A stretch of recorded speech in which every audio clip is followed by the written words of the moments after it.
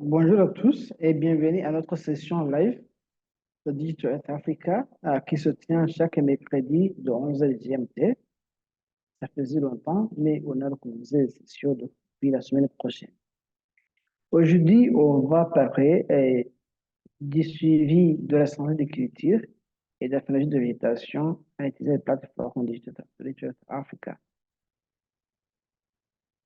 Je m'appelle Joseph Tuchimire, je suis chargé de l'engagement des utilisateurs au sein de Digital Earth Africa.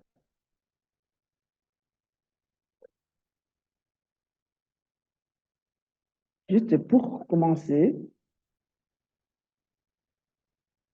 Digital Earth Africa, nous sommes là, et ça fait à peu près 5 ans, où nous essayons de traiter des données d'observation de la Terre gratuitement accessibles pour euh, faciliter la tâche entre les utilisateurs et les fournisseurs de données.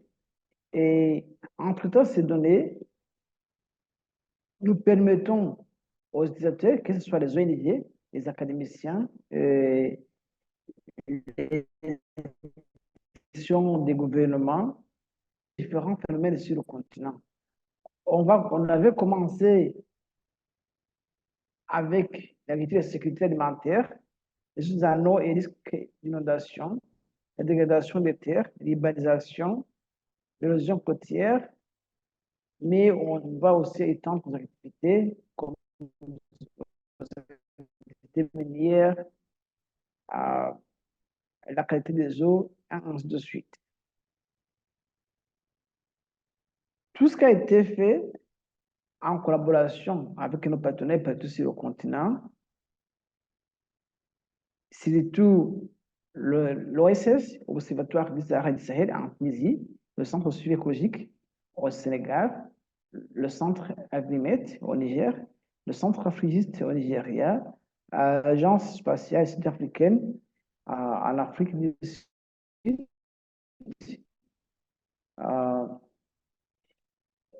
et d'autres institutions qui nous aident chaque jour, avec qui nous collaborons chaque jour.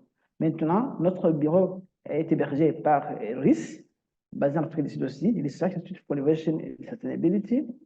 Et ce que nous faisons, nous essayons de contribuer à l'évaluation et au suivi des objectifs de développement durable et de l'agenda de l'Afrique 2063, l'Afrique que nous voulons.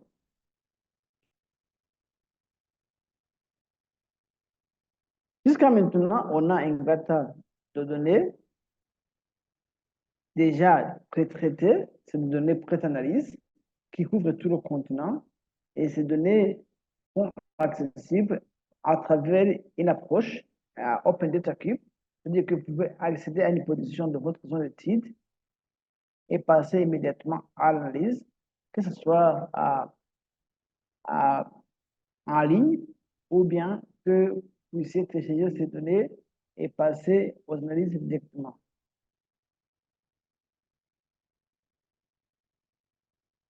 On a plusieurs moyens d'accéder à nos données. Les cartes du Sud-Africa qui sont très faciles à manier, interface de visualisation et exploration des données, mais sans des résultats statistiques. Nous avons aussi la sandbox qui est basée sur Python et qui nous permet de faire des analyses plus ou moins poussées, variant des images, des cartes, des graphiques et des tableaux statistiques pour l'informer des données. On peut aussi intégrer nos données à travers des logiciels classiques, SIG, et passer aux analyses. Et le plus important est que nous avons une plateforme d'apprentissage en ligne qui permet aux gens d'avoir assez de connaissances pour aussi comment on a pu accéder, traiter et comment on peut utiliser aussi nos données. Quand on va parler du suivi de la santé des cultures, ici, il faudra nous demander qu'est-ce que ça veut dire. C'est-à-dire qu'en suivant la santé, on suit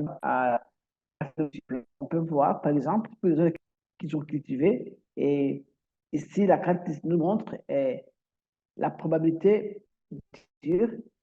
Alors, les zones en jaune clair sont des zones qui sont couvertes de culture, alors que les zones en mauve foncé, c'est des zones non cultivées. À travers le africain, on peut aller à travers, utiliser nos données qu'on appelle le masquage de culture sur le continent et essayer d'aller à travers et comprendre. On va passer à la démonstration après. Nous avons aussi, bien sûr, comme je vous ai dit, pour faire plus d'analyse, il faudra aller à travers le sandbox qui est basé sur Kotlin et Python et qui ont des notebooks déjà prédéveloppés qui nous montrent comment vous connecter à notre équipe de données, comment lancer quelques analyses, quelles sont les applications à utiliser, ainsi de suite. Je vais vous démontrer après. Et tous les notebooks ont été groupés selon les types.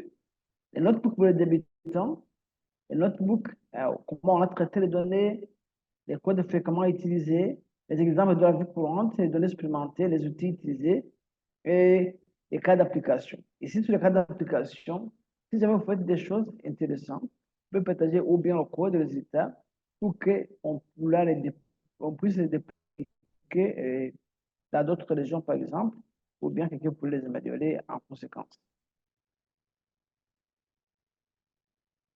Tous les codes de, de notre sandbox sont accessibles à travers notre compte GitHub. Je vais partager le lien après. Et vous pouvez aller à travers et vous voyez peut-être améliorer ou lancer immédiatement sur le débutant. À travers ce GitHub, on a, à travers le sandbox, on a juste vous créer un compte et vous loguer. On a quelques librairies, quelques notebooks qui ont été développés uniquement pour le suivi d'écriture. Par exemple, ce notebook qu'on appelle Cropper, qu'on trouve sur le fichier Word Example, c'est l'exemple de la vie courante, va nous montrer comment les plans se comportent au cours du temps. Ici, ça c'est un exemple où on peut mesurer la santé d'écriture. Pour créer un compte, vous loguez, vous spécifiez votre nom de titre. C'est l'exemple de Moya au Kenya. Et quand, voilà, ça c'est l'image derrière l'écran qu'on appelle l'image Google. Et on peut changer des données sentinelles et par après utiliser une végétation par différence normalisée, NDVI, pour comprendre les signatures spectrales de différents parcelles. Par exemple, ici, en utilisant ce polygone, on a pu dessiner ces polygones que vous voyez à l'intérieur et par après, on peut comparer les signatures spectrales et dire, ici, vous voyez, on a de la chance, tous les parcelles se comportent de la même façon, c'est-à-dire qu'on aura une cohorte homogène, c'est-à-dire aussi qu'on a eu les mêmes pratiques agricoles. Ça, c'est aussi l'autre exemple du Sénégal où on compare les sciences spectrales pour voir comment les fréquences de ces plantes ont été au cours du temps. On peut aussi comprendre la phénologie des plantes en utilisant des capteurs optiques, en utilisant l'indice de végétation par différence normalisé, ou bien en utilisant l'indice de végétation amélioré qu'on appelle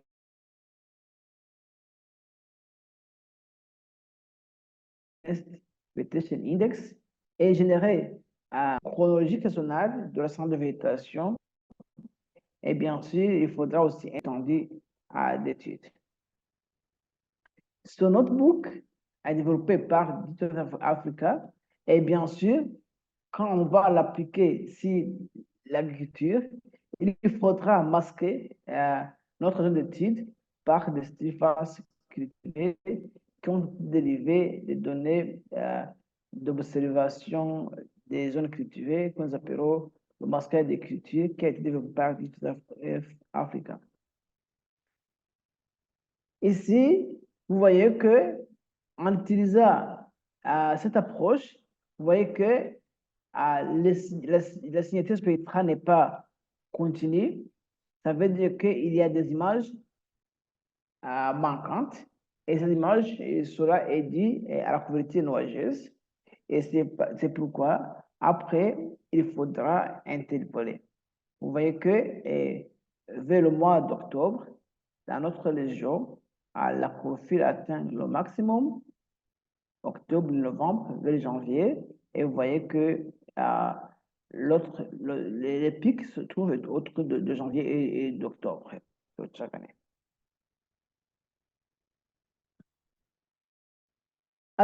Alors, on peut interpoler ces graphiques, ces lignes qu'on a vues, qu'on a eues en utilisant l'approche dont j'ai parlé avant et comparer des années pour ce qui est du commencement de saison quand le NDV, la chlorophylle, atteint le maximum ou bien vers la fin de la saison où la chlorophylle diminue, on tend vers la récolte. Vous voyez que il semble que les 2 années, 2019-2020, se comportaient plus ou moins de la même façon, sauf quelques petites différences. On peut aussi passer aux statistiques phénologiques par pixel et, voir comment chaque partie de la saison ou bien au commencement de la saison, ou bien quand la saison avait été le pic, ou bien à la fin de la saison, comment chaque fois un device s'est comporté, ou bien chaque fois comment quelle a été la différence, comment les anomalies se sont présentées au cours du temps. La même approche peut se faire utiliser sur le radar. Et même les images radar ne sont jamais affectées par les nuages. Et ainsi, quand on lance, euh, ça c'est des images vraies couleurs, des images fausses couleurs, des images sentinelles 1 qui sont radar. Alors, vous voyez qu'avec l'image radar, on a des signatures spectrales assez continues parce que ça n'a pas été affecté par les nuages. Et on peut calculer l'indice végétation radar, le vegetation index. Vous voyez que nous avons le pic vers le mois de février-mars, ce que tourne ici encore vers le même mois, ainsi de suite.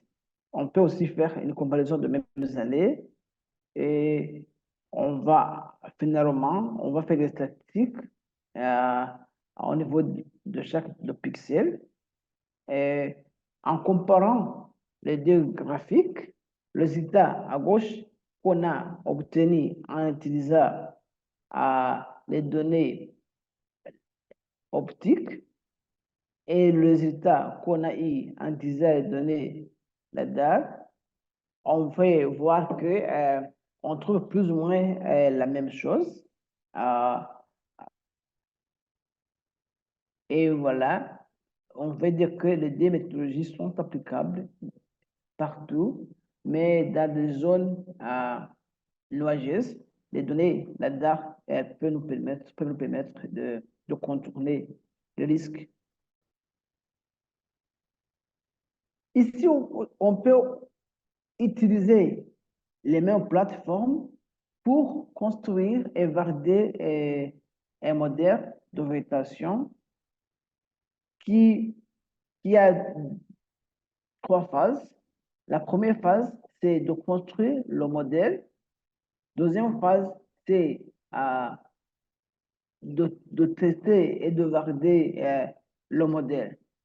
Vous voyez que en utilisant cette même approche, on pourra essayer de construire un modèle sur une région donnée et peut-être, pourquoi pas, l'incorporer dans des régions similaires. Ici, le modèle n'est que, l'avantage n'est que elle combine une série temporelle d'images, elle ajoute une composante saisonnière et aussi va prendre en considération des variables exogènes. Il y a quelques applications, par exemple, le Northern Regional Trust au Kenya, qui a essayé d'utiliser la même approche pour essayer de comprendre la santé des pâturages dans la région. Et cette carte phénologique pourra ainsi informer la gestion des élèves et de coexistence pacifique des communautés. Parce que vous savez, quand les éleveurs bougent chaque fois, migrent selon la disponibilité de la végétation ou bien de forage, il risque d'avoir des conflits d'une région à l'autre. Cela pourrait informer la direction de migration des vaches. Donc, Benjamin aussi au Ghana a pu utiliser cette approche pour suivre l'évolution et la productivité des plantations de manguiers. Et cela a dit, ces états ont montré qu'on pourra identifier la production des manguiers dans la région et les données pré-traitées qui sont disponibles rendent la vie plus ou moins facile. Et surtout pour les débutants, et juste à titre illustratif, on peut utiliser ces plateformes d'Africa pour surveiller l'activité agricole, comprendre comment les plantes se comporter, mais aussi combiner l'évolution d'une vie avec les anomalies. Et cela, ça va nous informer quel a été le mois avec le plus de individus, quel a été le mois arrêté par des anomalies assez considérables. Cela va nous informer sur la lutte contre le changement climatique dans les régions, dans différentes régions du continent africain. Alors, si je vais entrer dans notre plateforme,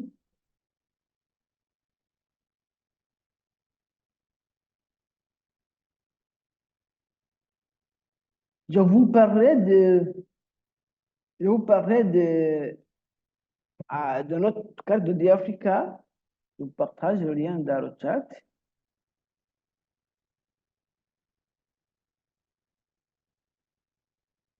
Je vous disais qu'avec Africa, ce qui concerne la santé des cultures ou les zones cultivées sur le continent, on a développé quelques produits. D'abord, cette interface nous permet de changer la langue. On peut travailler en français. On peut aussi changer le background, mettre carte Google Street, mettre, ou bien moi utiliser la carte à S3 qui est en format raster avec des limites de chaque pays. Si on va explorer les données, on va voir d'Africa à différentes données qui sont groupées par thématique.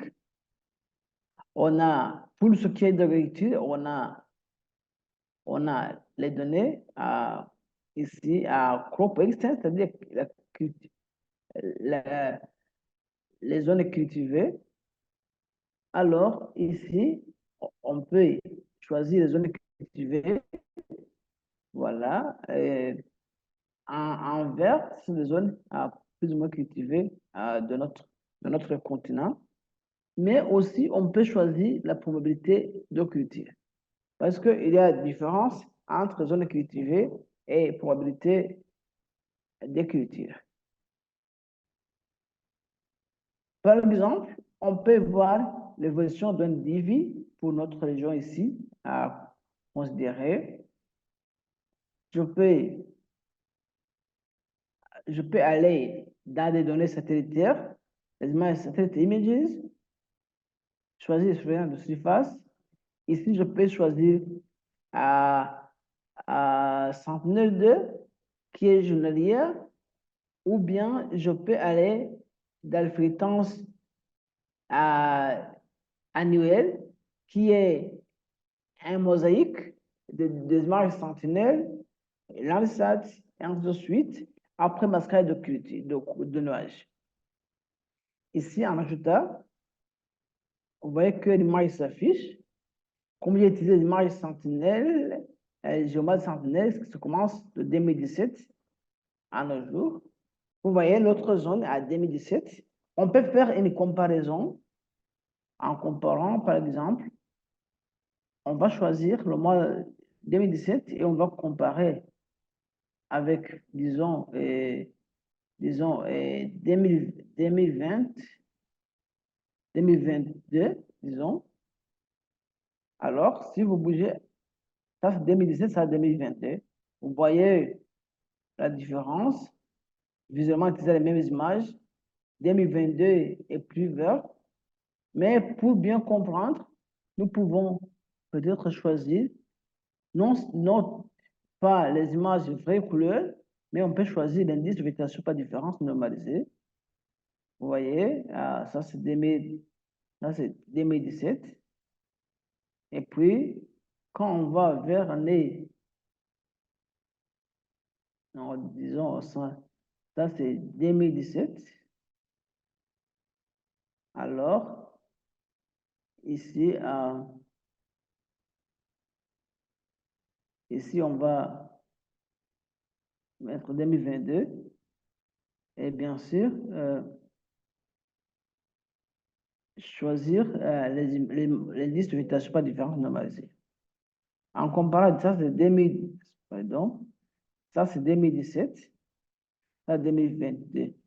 Vous voyez que 2017 semble plus ou moins verte plutôt à comparer à l'année 2022 pour notre région.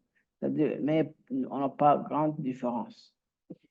On peut faire une comparaison partout sur le continent, mais aussi on peut partager dans le chat ce que je faisais. On peut tester ça sur notre région d'intérêt. Alors, si on va entrer dans notre sandbox, j'ai déjà lancé parce que j'avais peur de connexion Internet. On peut jouer avec un grand tas de données. Comme je vous ai dit, quand vous créez un compte, vous loguez, quand vous êtes dedans, vous avez des fichiers pour les débutants, comment on a traité les données, les codes fréquemment utilisés, l'exemple de la vie courante, les données supplémentaires, les outils de l'Africa et puis le cas d'application. Il y aura d'autres fichiers, c'est pas que moi j'utilise ça couramment. Alors, ici, au sein de notre sandbox, surtout sur le fichier Lio d'examples, l'exemple de la vie courante, on a des notebooks sur la santé d'écriture. Parmi ces notebooks, on a ce qu'on appelle Crop Health. Ici, j'ai déjà lancé, à travers lequel c'est une application plus ou moins prédéveloppée, là où il vous faudra seulement charger les paramètres de votre zone d'étude connaître latitude, longitude et longitude. Et par après, quand vous lancez, bien sûr, ça utilise les images Sentinel-2.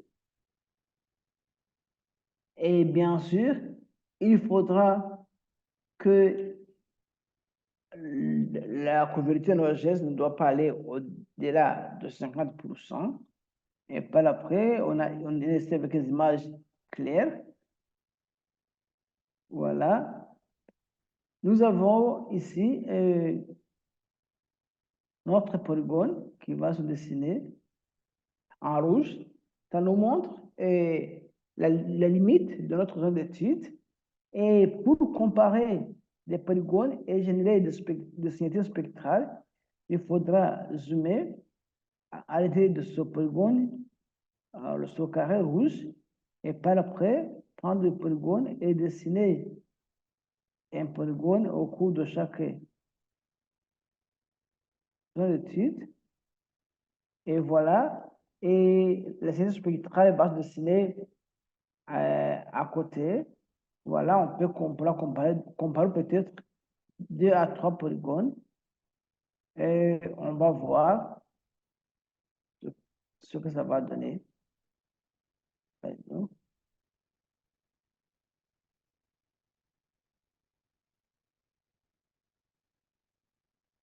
Voilà.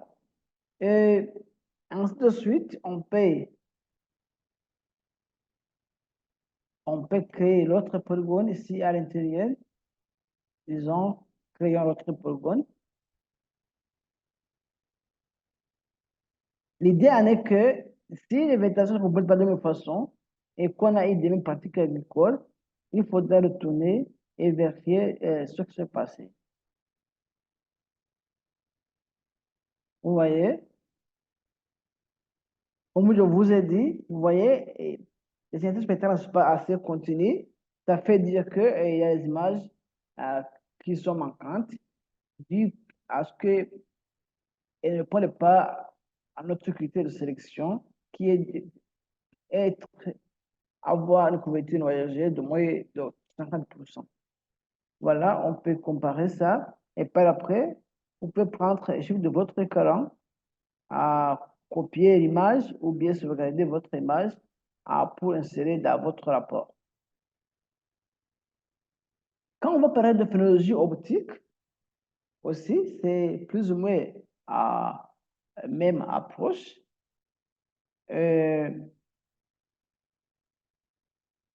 Ici, un autre bouquin développé avec le titre et différentes étapes. Et quand vous allez à travers, c'est-à-dire que vous allez utiliser des indices de végétation pas différents, normalisés, ou bien l'indice de végétation amélioré. Et il faudra charger des données centenaires sans nuages, calculer les indices, bien sûr, utiliser les statistiques zonales pour essayer d'avoir et visualiser des séries temporelles. Voilà, on va utiliser la fonction phénologie, phénologie qui a été prédéveloppée. Et bien sûr, nous allons utiliser notre pas de temps. Et par après, il faudra définir notre zone d'étude en spécifiant latitude et longitude. Mais si vous avez votre zone d'étude avec précision, vous pourrez charger immédiatement. Voilà notre région qui est tout près de Badessa au Nigeria.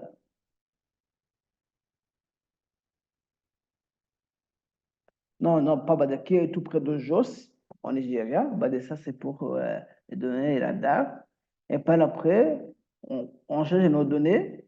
Voilà, on va voir les images sentinelles qui sont là. Vous voyez qu'on a 53 images claires de notre région. Et par après, on va masquer notre région pour ne rester qu'avec les zones cultivées en utilisant notre matériel d'écriture sur le continent africain.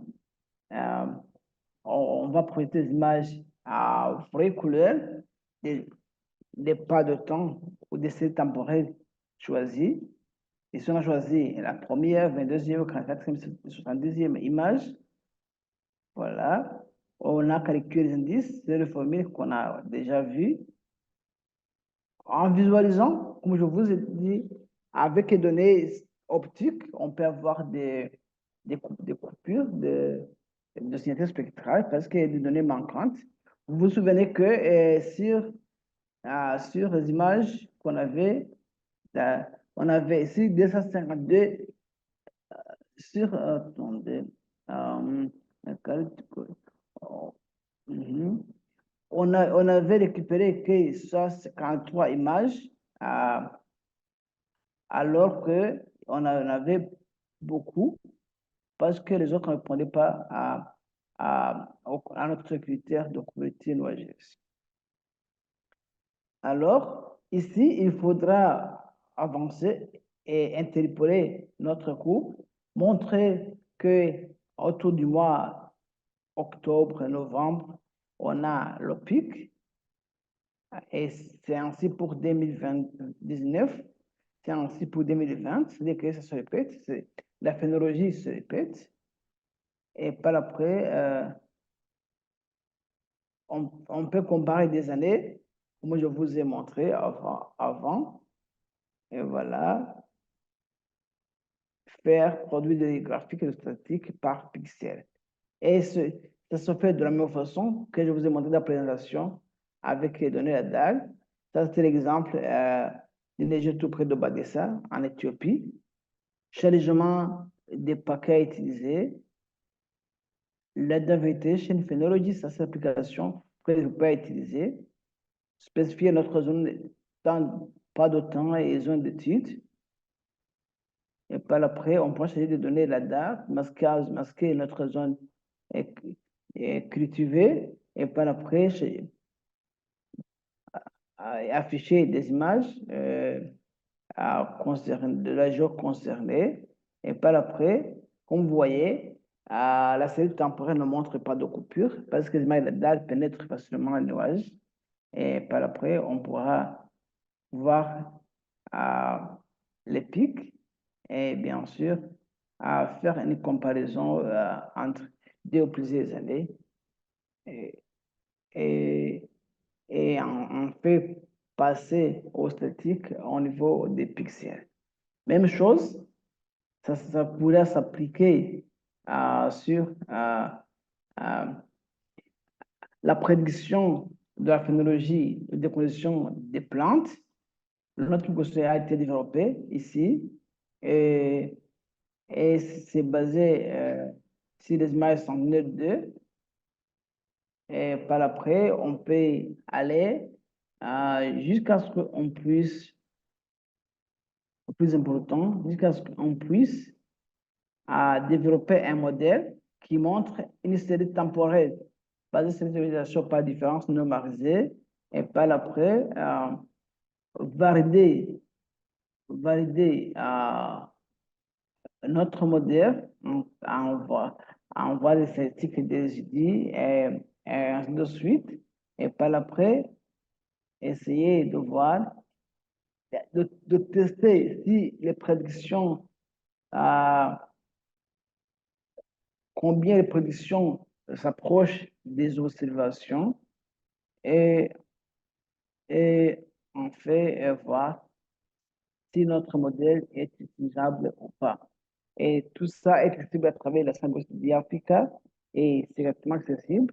Et par après, si vous voulez avoir plus de détails, vous pouvez aller sur notre GitHub d'Africa.